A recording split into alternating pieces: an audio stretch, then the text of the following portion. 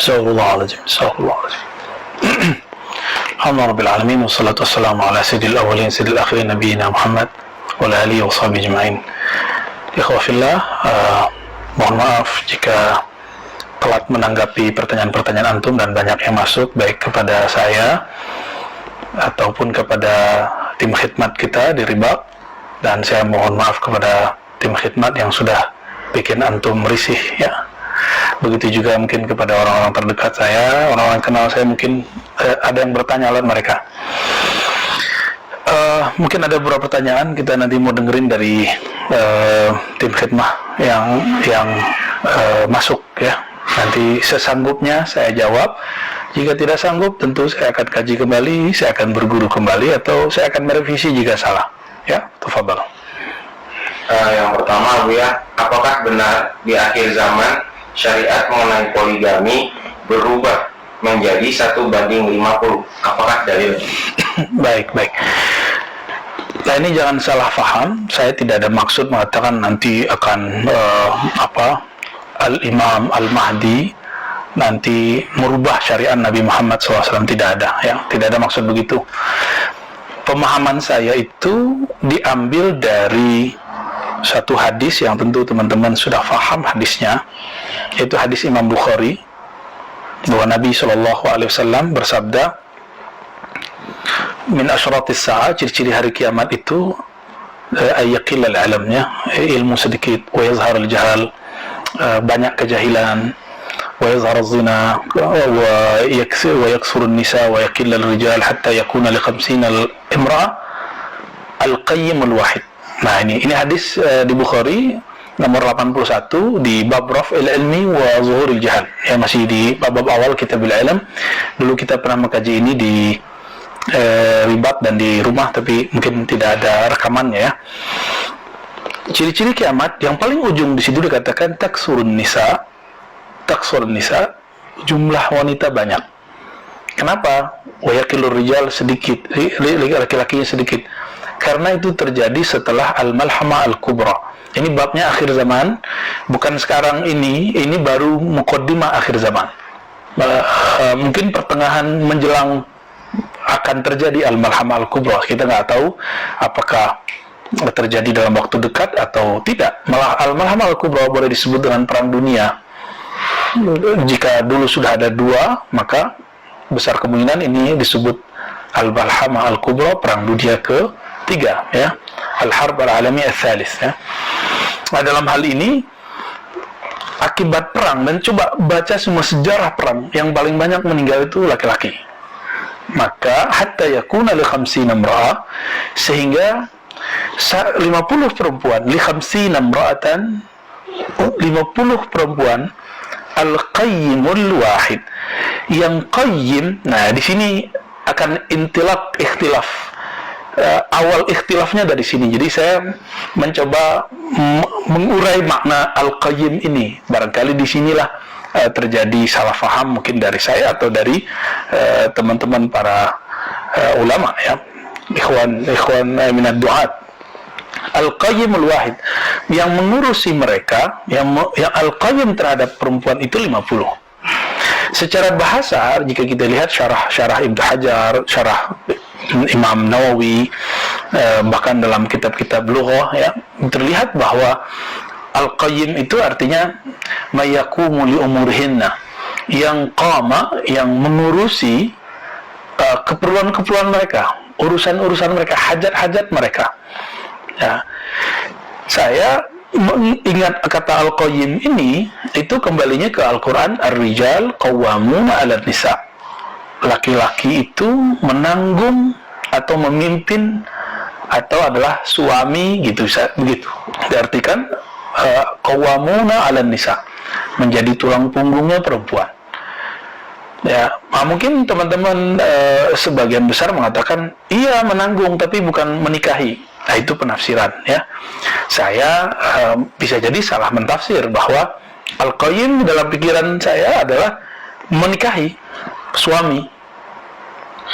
Tapi ternyata dalam penafsiran lain bukan cukup mengurusi hajat-hajat perempuan.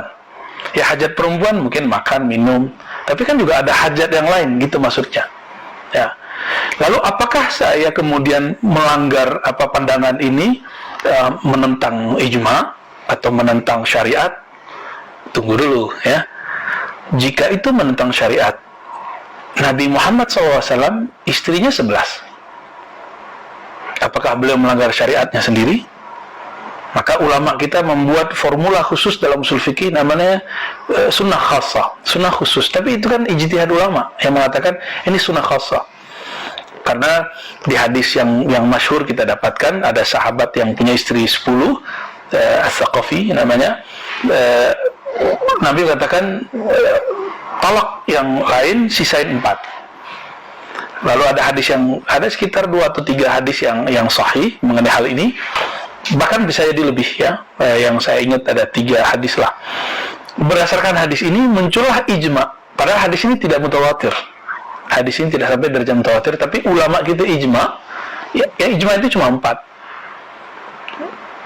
Ya artinya di luar yang 4 ini tidak ijma.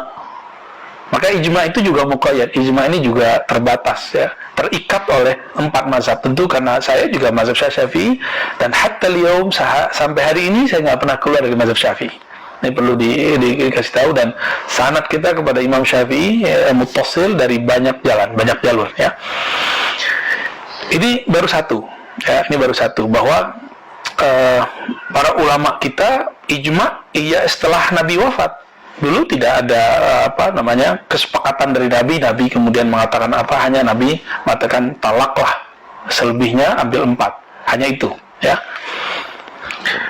Itu sebabnya dalam mazhab Daud Az-Zahiri yang merupakan dulu bermazhab Syafi'i, kemudian beliau membangun mazhab sendiri. Beliau menganggap Imam Syafi'i dan imam-imam yang lainnya masih ada kiasnya, maka beliau kemudian mengartikan lain, dan ini kemudian menjadi pandangan yang berbeda. Malah ketika disebutkan fatkihu ma qabalakum minan nisa masna wa sulasa wa ruba', itu ditambah oleh beliau, walaupun saya tidak sepakat ya. Saya tidak sepakat dengan mazhab itu. 2 tambah 3 tambah 4 jadi berapa? Itu versi Imam Daud Az-Zahiri, dan itu saya pun tidak sepakat. Saya pun ikut ijma 4. Jadi saya berbicara bukan pada zaman ini, tapi nanti.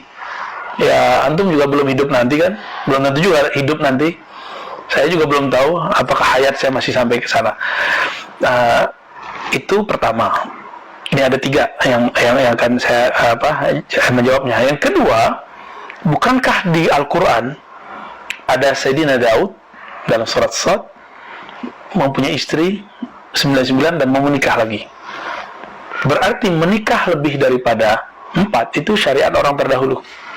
Syar'u man qablana. Dalam usul fikih syar'u man qablana memang ikhtilaf, diperdebatkan bolehkah mengamalkannya, dan yang ditakrir oleh Nabi, yang ditetapkan Nabi boleh dipakai, yang tidak maka tidak boleh dipakai. Berdasarkan hadis yang tadi, para ulama kita mengatakan tidak boleh, cukup 4 ya. Jangankan 4, 1 aja, mau nambah 2 aja ribetnya bukan main ya, benar nggak? Baik. Yang ketiga teman-teman, semua ini boleh kita buat semacam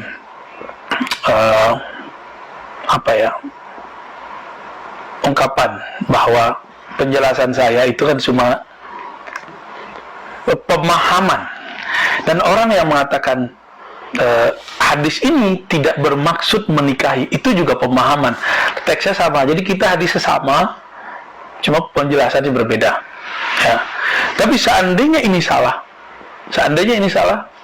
saya akan revisi. Dan terima kasih kepada siapa saja yang sudah menegur, yang sudah mengatakan bahwa Ar-Razi ini salah. Syukuran lakum, saya bersyukur kepada Allah masih ada yang memperhatikan kajian saya yang tidak tepat ya. Jazakumullah khairan katsira. Ya.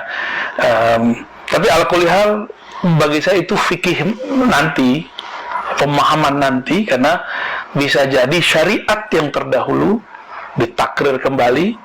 Seandainya ini salah, ya kita tunggu saja nanti jika memang masa itu datang ya. Jika saya salah, saya bertobat kepada Allah. Jika antum salah, ya itu terserah kepada antum ya. Ala kulli hal syukuran lakum yang sudah menegur saya, mengingatkan saya, tapi perlu diingat, hatta al-yaum, sampai sekarang saya tidak pernah keluar dari mazhab Syafi'i. Ya, alhamdulillah rabbil alamin.